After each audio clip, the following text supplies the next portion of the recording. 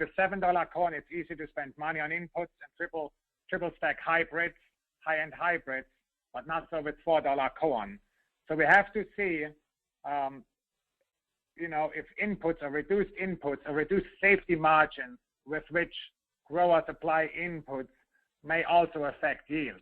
And that is all in addition to the usual weather variables and growing condition variables. But this must be taken into account. So in light of this, we have tailored a great program for you today. I'll go over that briefly. First of all, I'll detail a little bit our reporting schedule. Then I'll get a detailed look from the fields from Randy Darr, who coordinates our 12-member crop consultant network, followed by an update on crop trading from Tom Renato. Joshua Seneschal, our in-house meteorologist, will then provide a deep dive into this year's El Nino patterns and a full ag season weather outlook. Ken, as usual, will detail our acreage and yield model, as well as our new grain crushings report. That's a brand new report that we're featuring here for the first time. Again, we feel stocks are high and feed demand is down. Grain crushing will become an important indicator. And then finally, we're looking at fertilizer inputs. Therefore, David with NPK FAS, Fertilizer Advisory Services, will detail fertilizer price movements. Importantly, we have established a new partnership with Global View. In a little bit, I want to hand it over to Charlie Troger, who will provide more exciting detail on this partnership. At the end of this webinar, he will also provide an overview of the data display on their platform. Can I have the next slide, please?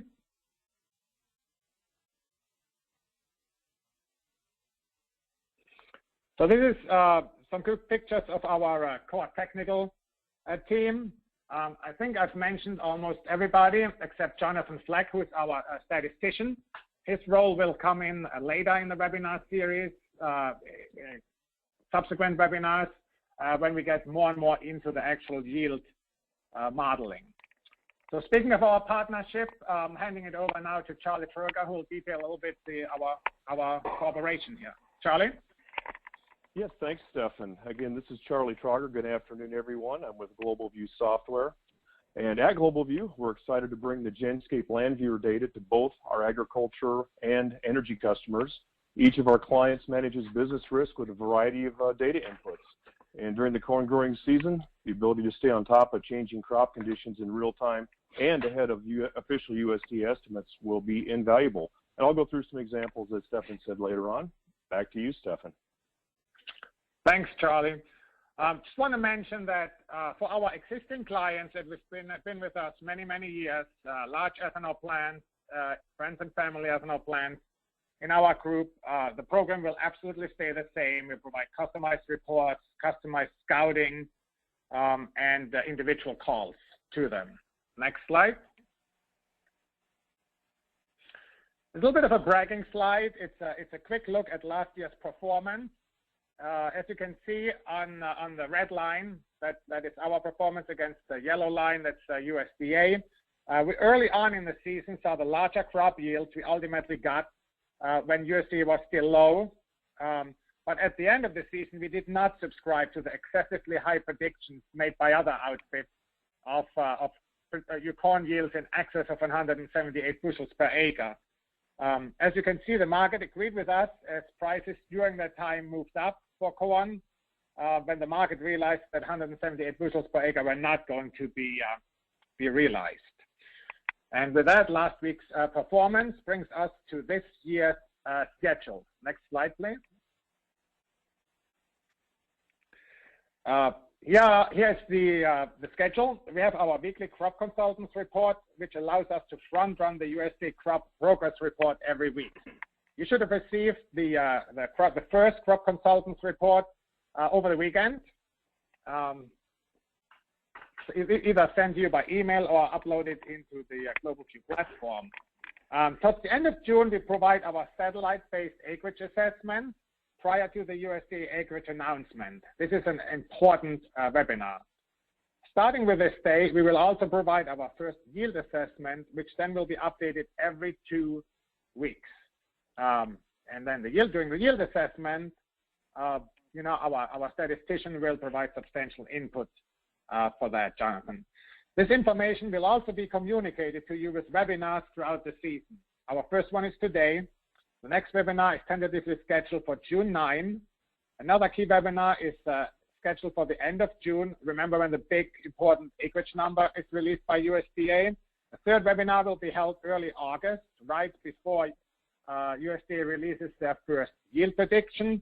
And then we'll have additional webinars throughout the fall, monitoring the fall harvest. With that, I turn it over to Randy Dahl for our updates from the current planting season and crop progress.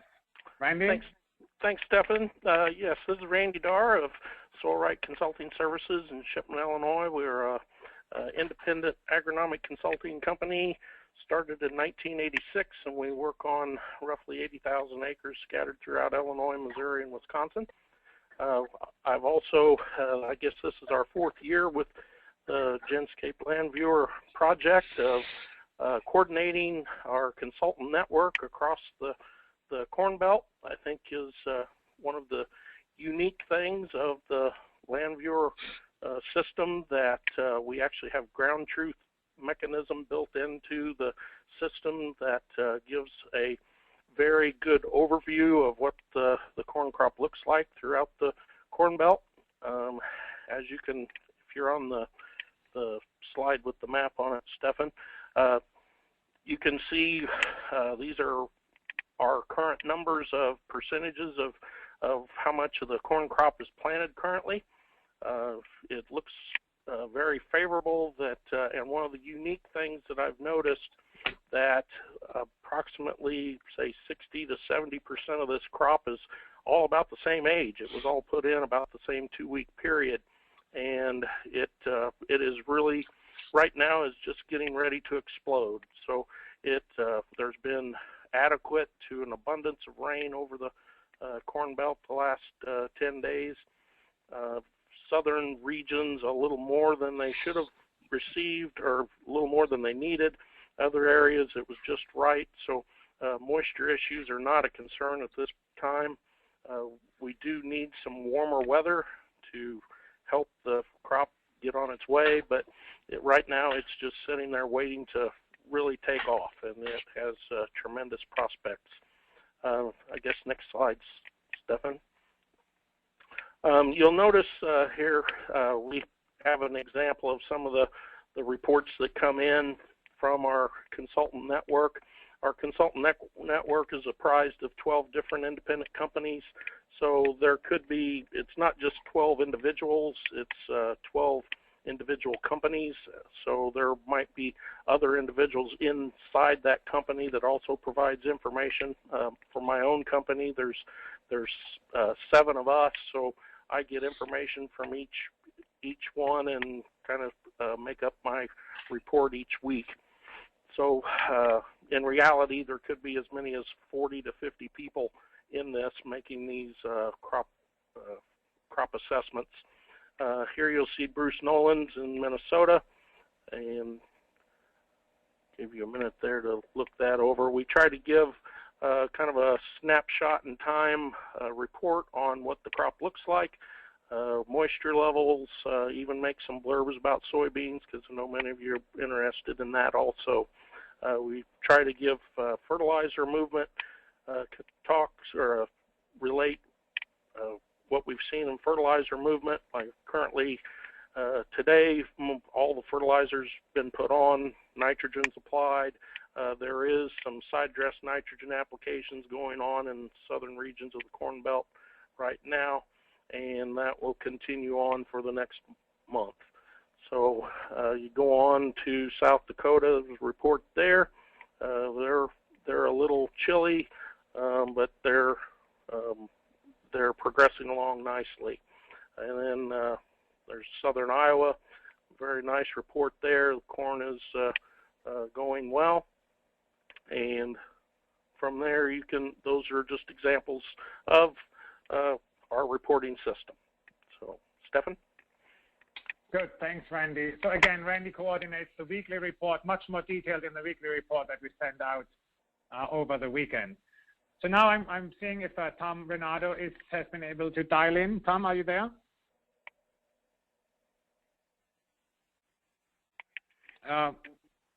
Yes, Tom? can you hear me? Can you hear me okay? Yeah, we can hear you. Yeah, absolutely.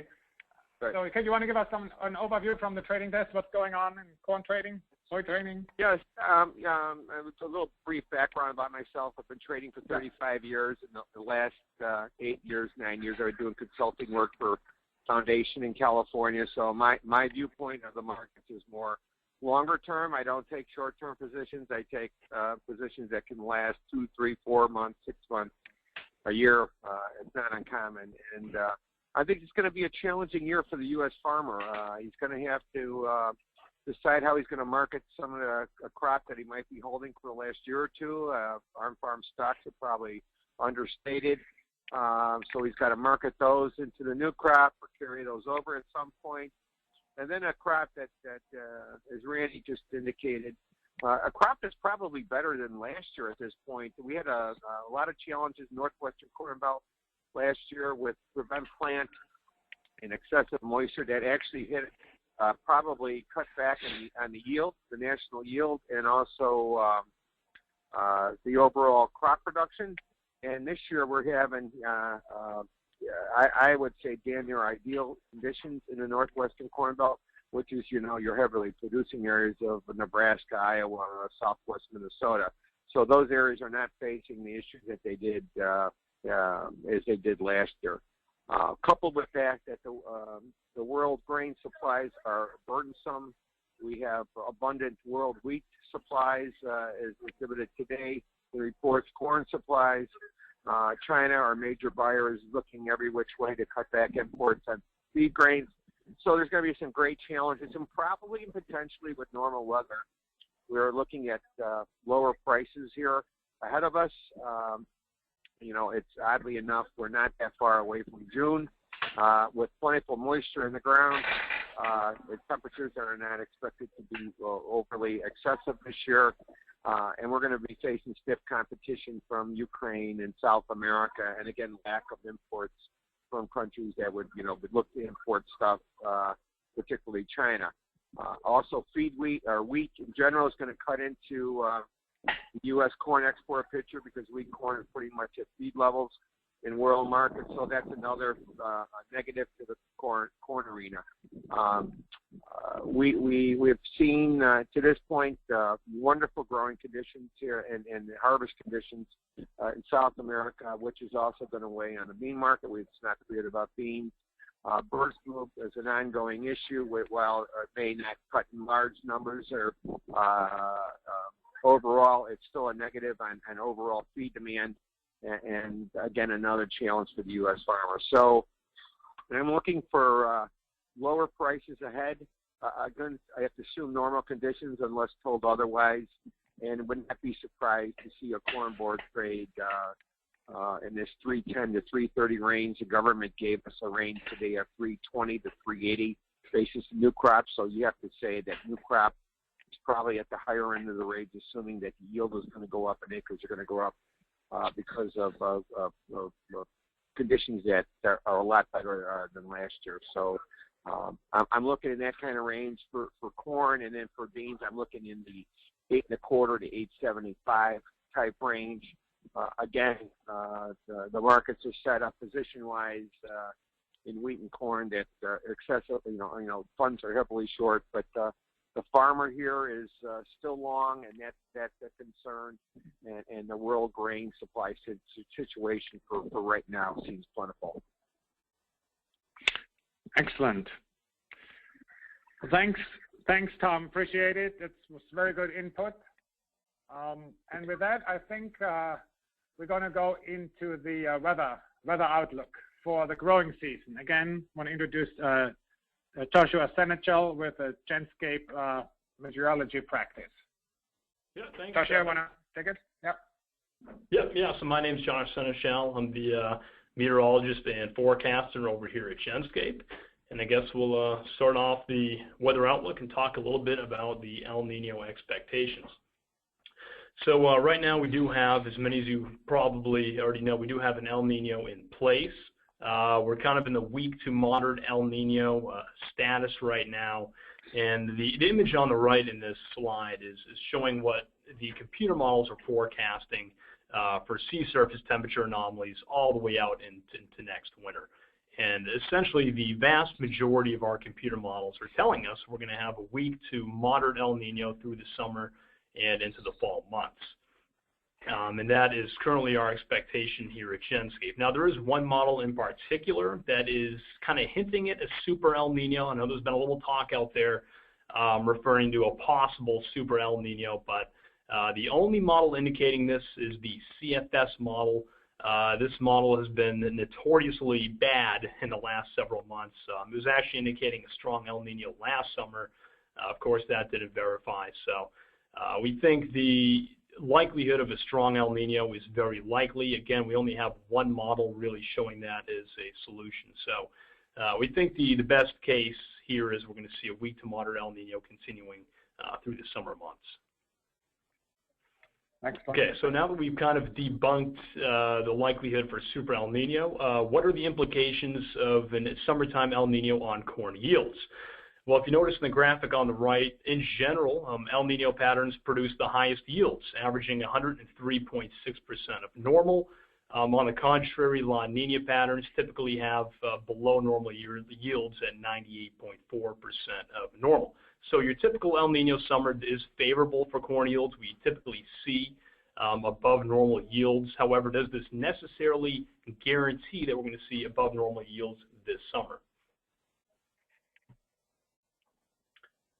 So I guess kind of the main takeaway from the image on your right here is that since 1980, we've had 7 summertime El Nino events, and 3 out of these 7 were actually below normal yield years, where the yield came in at least a certain percentage below normal. 4 out of the 7 were above normal.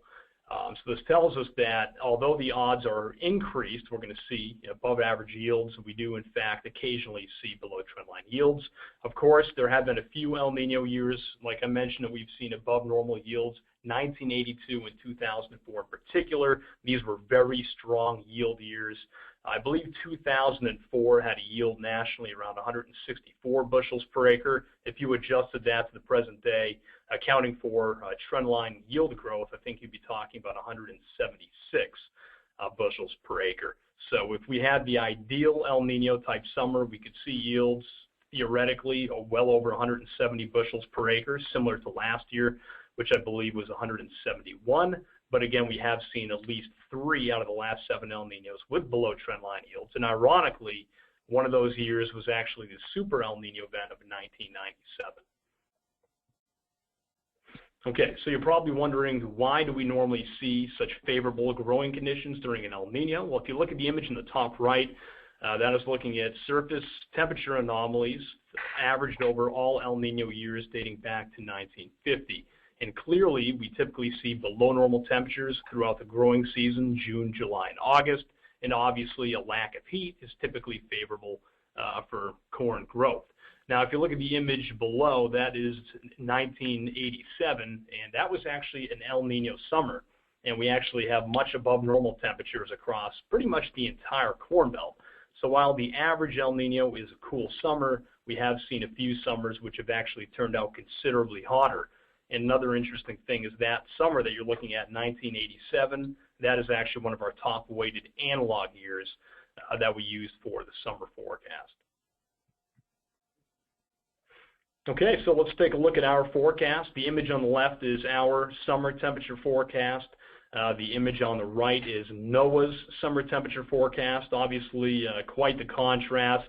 They actually have pretty much the complete opposite of our summer outlook. But what we're expecting is above normal temperatures basically across the entire Midwest.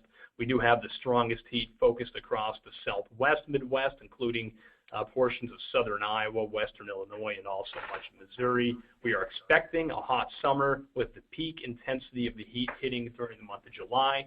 The National Weather Service on the right, as you can see, a lot of gray. They're basically going for equal chances for above or below normal temperatures. It's not the same thing as normal temperatures, basically what NOAA is telling us is that it could go either way. It could be a warm summer or it could be a cool summer, and obviously we're taking the warmer scenario. So over to precipitation. Again, the National Weather Service, their forecast is on the right, and you're going to see a lot of gray once again. They're going with equal chances for above or below normal precipitation. We, on the other hand, do favor below normal precipitation across the western Corn Belt, including some of the key production areas of Illinois and Iowa. We do favor the best rainfall across the eastern Corn Belt, especially the Ohio Valley region, and a lot of that rainfall is going to be focused in the months of June and July. So we are considerably drier than the National Weather Service across the western Midwest and considerably wetter across the eastern Midwest. And the reason why our forecasts are so different really comes down to our forecasting methodology. NOAA, or the National Weather Service, they have their own climate model that they rely heavily on. We, on the other hand, use kind of a different technique. We look to analog years to develop our forecast. So they have an actual physical climate model, but we use analog forecasting, and so far it's worked out pretty well. All right, so let's take a look at the month of June. Basically, we're expecting above normal temperatures as much as 2 to 3 degrees above normal, increasing in coverage across the Midwest. These warm anomalies will be most prominent across the western Midwest and the High Plains. We're also expecting below normal rainfall for the western Midwest, so we're going with above normal temperatures and below normal rainfall across a few of the key production regions. Farther east, we do think the temperatures are going to be a little bit closer to normal, and we're also going to have better rainfall chances focused across the Ohio Valley. Now, heading into July, we do think heat is going to intensify across the Midwest, reaching its peak. The strongest heat right now is favored across most of, pretty much all of Missouri, western Illinois, and especially southeastern Iowa. We're going for another dry month across the western Midwest, so we're going hot and dry for a second month. And we also do think that the heat is going to start to expand across the Ohio Valley region. However, we do think that we're still going to see some pretty good rainfall chances lingering into July across Indiana and Ohio. So definitely starting out the summer, more favorable growing conditions for the eastern Midwest, a little bit less than ideal across the western Midwest. Now, as we transition into August, I do think we're still going to see some above normal temperatures persisting, although I think a lot of that warmth is going to be focused on the early part of the month, and then we're going to see conditions trend cooler throughout the month of August. We also are looking at a pretty big change in precipitation. I think the western Midwest is going to see above normal rainfall. The timing of this could be critical. We're looking at 2 months of consistently dry conditions in the western Corn Belt. I am expecting that transition to wet conditions. When exactly that transition takes place, I think is going to be a pretty big factor in determining our yield potential this summer. And then I do think that, again, across the Ohio Valley, it looks like good rainfall chances pretty much all months throughout the summer. So overall, what do we expect the impacts to be? Well, already we do have some drought conditions across the upper Midwest, although it sounds like planting conditions and growing conditions are quite good in that area, but the drought monitor does indicate we do have some pockets of moderate, even some severe drought across the Dakotas and Minnesota. So starting out, we do have some drought in the upper Midwest. Based off our forecast for hot and dry conditions, I think this drought will expand southward into Iowa, also into portions of western Illinois, expanding a little bit into eastern Nebraska. That's kind of our expectation. And then August, if the rain comes when we expect, I think it's going to kind of limit how much drought we see developing. And we're also looking at occasional periods of sustained heat across the central and southern Midwest. And we're going to have to watch that as it may stress crops and potentially reduce our corn yields. So now that we're done with the summer, let's take a quick look at the fall. And in general, we're expecting a warm fall, and that should kind of mitigate the threat for or the risk of an early frost. If our warm forecast does verify, there's a good chance we have enough growing degree days already accumulated to really get that crop to maturity. So I really don't expect much of a frost threat early in the fall this year. We do think that the heaviest rainfall in the fall is going to be the western Midwest, so kind of flipping our summer precipitation forecast. that's going to be your fall precipitation forecast. So we expect more rainfall in the western Midwest. That could slow harvest activities. I do think the Ohio Valley region is going to be drier September, October, and into November. So based off that, you'd actually have better harvest conditions across the Ohio Valley region. I think we're going back over to Ken. That's correct. Hi, yeah, thanks, Josh. Great job. Very interesting. And I think what we're seeing here is kind of goes along with what Josh showed for the spring forecast with the soil moisture. These are both maps that we have on our webpage that are available to clients to view and overlay basis pricing and other information on. Just looking at the soil temperature, again, matches up well with what Josh is showing, that in the upper Midwest, the western half, they're still pretty low, but certainly in Illinois, Indiana, Iowa, warming up enough for the crop. Soil moisture similar. There's definitely a deficit in the upper Midwest and the western half of Minnesota, but the eastern half of the Corn Belt looks quite good. So next slide, please. Here we've just looked at rainy days as a way to get an idea of how much crop could be planted, and as Randy has indicated, as the consultants have pretty much shown, we haven't had any problems this year. You can see since April 1 how dry it's been up in Minnesota. Basically only 1 or 2 days of rain. This is rain greater than 1/4 of an inch. And really most of the Corn Belt has had, you can kind of compare it to last year where it was, there were some decent number of rainfall days, and you remember northeastern Iowa and how wet it got, Wisconsin. Quite dry this year, very good for planting. The only issues have been in the eastern half of the Corn Belt into Ohio, Kentucky, and West Virginia. So next slide. So now we're going to talk a little bit about the yield and acreage model. Obviously, we haven't run anything yet. It's a little premature, but we're going to talk about how we're going to do things this summer to kind of follow up on the success we saw last year. So next slide, please. Looking at the plantings to date, because the first product that we're going to output in late June is going to be our planting. Our planting map is really based on ground information. It's not based on surveys, so we use satellite data as a couple of our inputs. So we really don't look to put anything out until late June, just prior to USDA, and that will also be the same time that we come out with our first yield model. This is what the USDA has put out so far. I'm sure everybody's seen these charts by now. The left side has the number of corn acres planted proposed, and then the right side is actually soybeans, and you can see that USDA, based on their surveys, is expecting there to be a higher number of soybean acres, although most people thought that the number of corn acre reduction was not as significant as expected. So maybe go on to the next slide and we'll talk a little bit about our methodology for developing our acreage estimate. So again, late June we'll come out with our acreage estimate.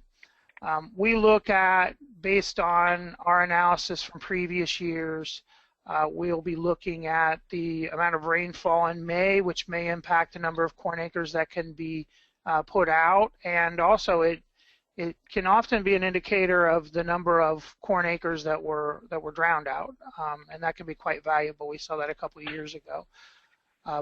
A feature that we use that we haven't seen a lot of other groups using is nighttime surface temperature from satellite.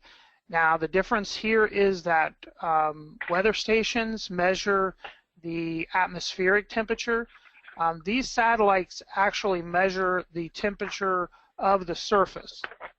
And we've just found a good relationship between corn acreage and the temperature on the ground. Usually corn acres have been worked, even if it's cutting into no-till. Usually, often corn follows soybeans. So we've just found a good relationship between the surface temperature and then the acreage that's in corn. Obviously, we look at vegetation vigor. As mid-June approaches, corn starts to show up on satellite. It usually doesn't show up on satellite really well until you start to get some canopy closure, which is occurring in mid-June, especially nowadays with the corn varieties that we have. And we do expect to see, as Randy indicated, with all the good planting that we've gotten, the uniformity and the planting times, we should get some really good results this year with the vegetation imagery. And the final thing that we do is we don't look by state. We don't do a national assessment. We break it out into ag districts, agro-eco zones, where we suspect that the climate is going to be very similar, so that we're trying to break out corn acres that are being grown in a similar climate zone. So we're not trying to measure corn acreage in North Dakota using the same parameters that we measure corn acreage in southern Missouri. So that's the methodology we use for our acreage estimates. We've gotten some pretty good results in the past. We're usually within 1 or 2% at least of what USDA is estimating. We also use some higher resolution satellite imagery. We'll use the Landsat satellites, and we also acquire some of the rapid eye imagery that's the 5-meter resolution as well to kind of zoom into particular areas. And of course, finally, there's a lot of ground truth that's involved. The crop consultants are sending in geotagged pictures of corn acreage. We go out ourselves and drive around and take a look, and nowadays with with the GPS smartphone, you can tag a lot of acreage very fast as far as the number of acres that are planted. So maybe move on to the next slide now. And here's talking a little bit about the yield model, and of course, again, this will be first ran in our late June time frame. Jonathan Flex, our statistician, he runs the model for us. We also rely on the crop consultants and the information that they're getting on the ground to help us calibrate the model. But we have 10 years worth of historical data that we use. This includes the USDA yields and the harvested acres that they've used as well. We use growing degree days, monthly precipitation, and soil moisture, of course, but we also use a number of satellite variables. And one of the things, again, that we feel like is an advantage to our satellite data is that we only look at acreage that's in soybean or corn. So we develop our corn soybean mask. We apply that mask to the acreage to only look at those acres when we're looking at our satellite data, to reduce a lot of the confusion from other, forest or wheat or whatever the other ground cover may be. And we also use a number of satellite variables.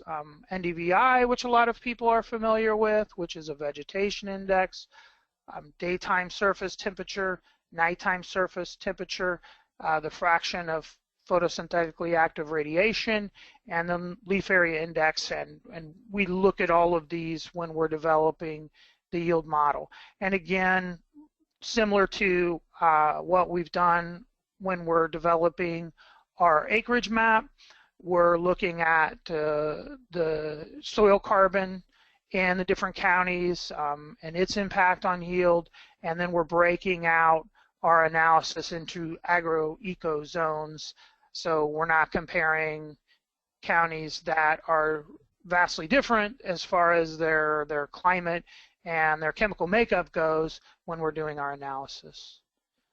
So maybe to the next slide then, please. What we've added this year to try to make the model a little more robust, which may actually deviate some of our numbers from USDA, is that we've done we're going to start doing a proximity analysis. An example here, if you look at that county in the middle that's in yellow, it has a yield of 146. All the counties surrounding it are in the 180s to the 160s. So it's highly unlikely that that county has that level of deviation from surrounding counties. It's probably more a situation where the number of surveys that USDA was able to get in were not really sufficient to capture an accurate number of yields in that county.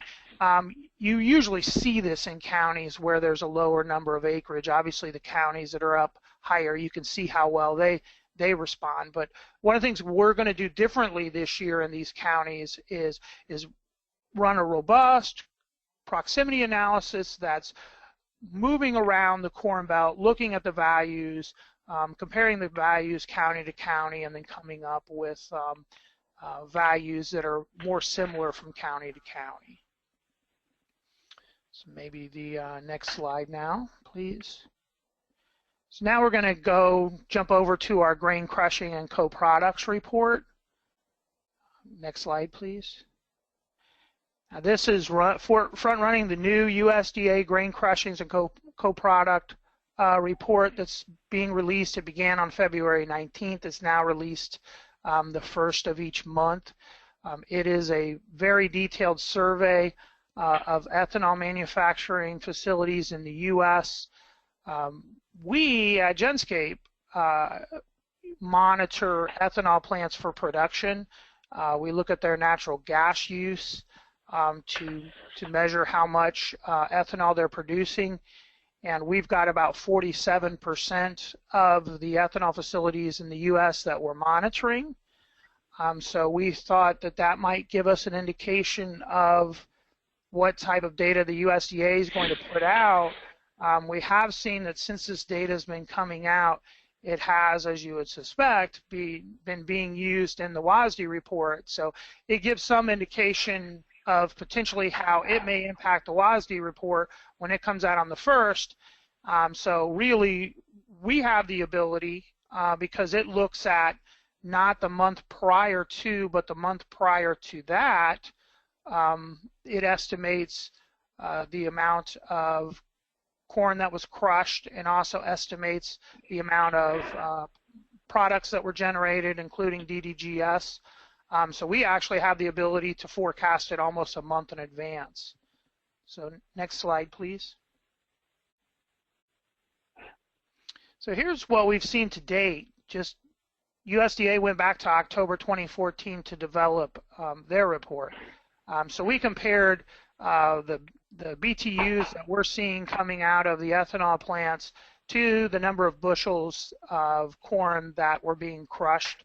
And as you'd suspect, with such a large percentage of the population, we're getting a very strong relationship between what we see and what USDA publishes.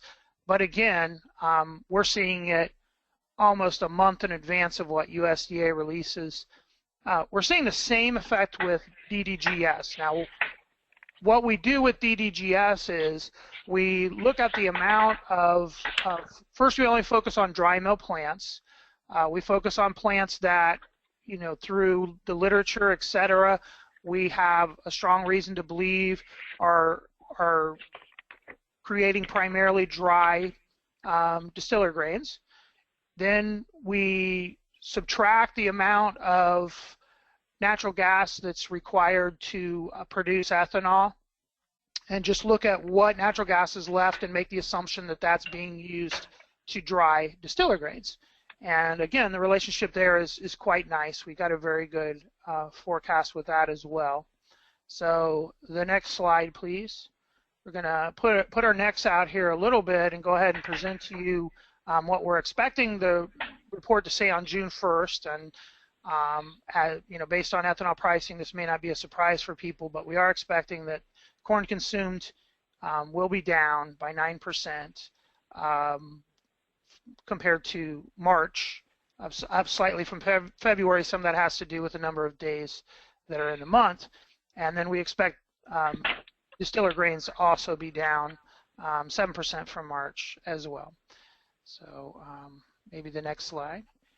And now I'm going to hand it over to Stefan for information on the fertilizer report. And thank you for taking the time to listen to me. Yeah.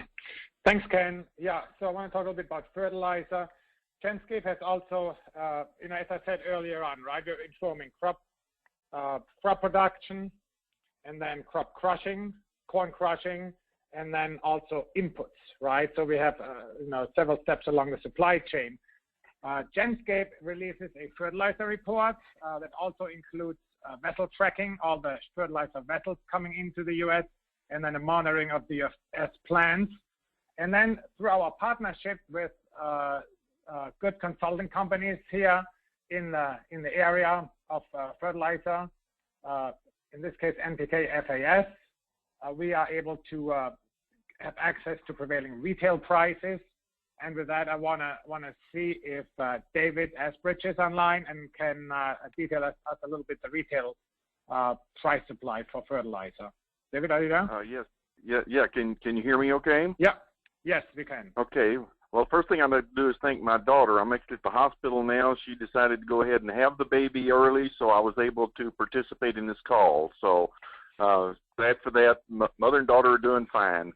Talk a little bit about the fertilizer market here. You know, we have seen a big change in the fertilizer market here in the U.S. over the last two weeks. When the Eastern Corn Belt had been under the moisture constraints that they'd been under, fertilizer was moving very slowly. There was a lot of product, particularly urea, being backed up at the Gulf Coast because, there was just no demand up in the Eastern Corn Belt. Western Corn Belt, the Northern Corn Belt were doing fairly well. The Northern Corn Belt, of course, it was still cool up there, but it was dry enough. Farmers were getting work done. Over the last 2 weeks, we've seen it warm up, so they've been moving a lot of fertilizer. The western states have caught up. And now what we've seen is that the eastern half of the Corn Belt, as mentioned earlier in the weather report and all, the weather has kind of turned. It has dried up. It has given the farmers an opportunity to get out there and get a lot of work done. We've actually seen some ammonia shortages, some phosphate shortages in the eastern Corn Belt because farmers got out there and were moving so quickly. It's just amazing how much fertilizer they can put down, how much planting they get done now on a short term. But what we're looking at over the next 2 to 3 weeks and all is probably just a relatively steady fertilizer market. Particularly if you're looking in the nitrogen sector. One thing to keep in mind is that if a farmer plants corn, which corn planting is now ahead of normal, so I think the USDA number of around 89 million acres is still a pretty good estimate. That's I think a good number at this point. Really no big problems now anywhere. Just they got to finish up. But what that means is that when a farmer plants corn, nitrogen has to be applied. He can cut back on his phosphate, he can cut back on his potash because those will carry over in the soil, but the nitrogen has to be applied. And so what we're looking at over the next 2 to 3 weeks, maybe even 4 weeks, is a relatively steady set of prices out of the retail sector as farmers, complete their pre-plant, those that haven't done it yet, and then the farmers that went ahead and got planted and now are going into the side dress situation. We do expect a fairly robust side dress season this year because we know a lot of farmers that went ahead and just worried about getting their crop planted and then decided to put their fertilizer on later. So I think though after we get through this 3 to 4 week period here, we are turning pretty bearish on fertilizer prices, and that's across the board: nitrogen, phosphate, and potash. There's just an enormous supply of fertilizers out there at the world level. We're looking at record imports of urea coming into the Gulf Coast. We're looking at high levels of UAN, liquid nitrogen, coming in. So, there's a lot of fertilizer out there, a lot of product available. And so I think once we get through this side dress season, which again, we're expecting to be fairly good, we're turning pretty bearish across the board for fertilizer products and expect to see lows probably in the mid to late August, early September period. And then at that point, we expect to see them flatten out a little bit and then move a little higher going into the fall season, because we do anticipate a good fall, particularly if we have a big crop. They pull a lot of nutrients out of the soil. So farmers that have been drawing down particularly their P and K are going to need to come back in and put some of that down. Now, the issue, of course, is going to be crop budgets. We're looking at crop prices that are getting relatively low.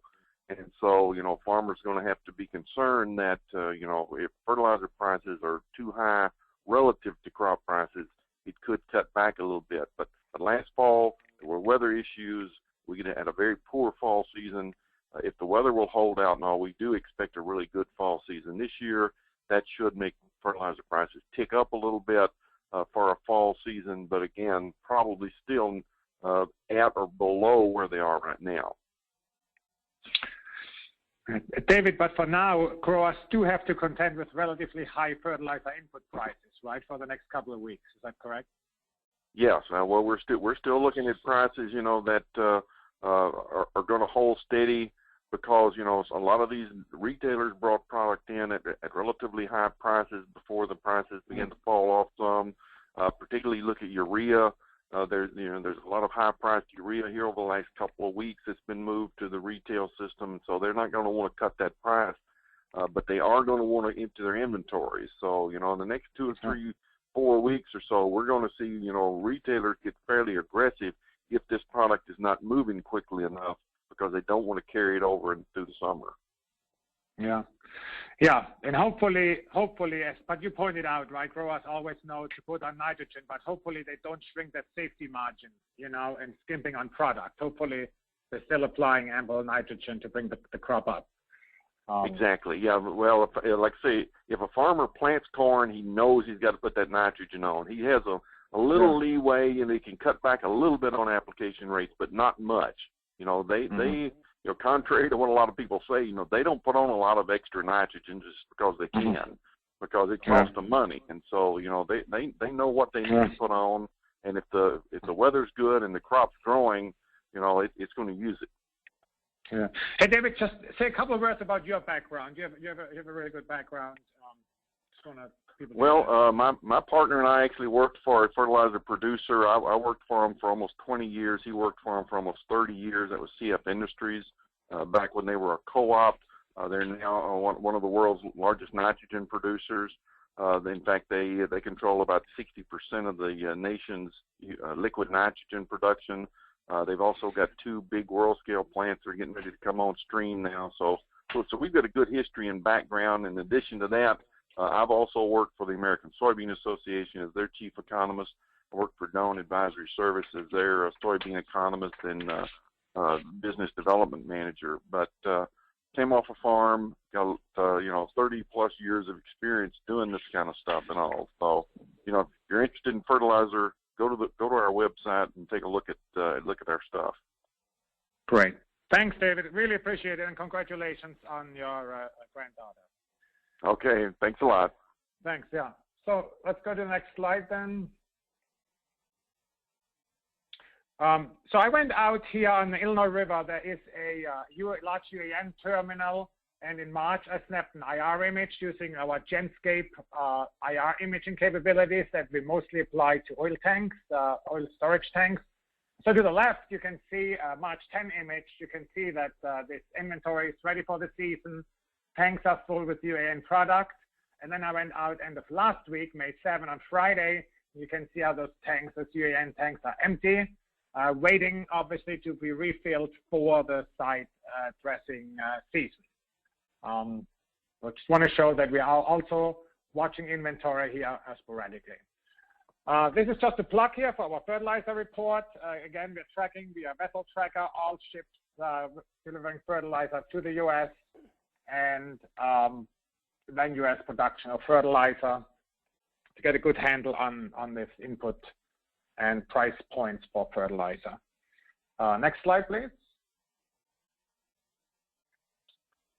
So in conclusion, as the last section, I should say, of the webinar, I want to hand it back to Charlie, and he will give us an overview of the data integration of Genscape data into the Global View Market View platform.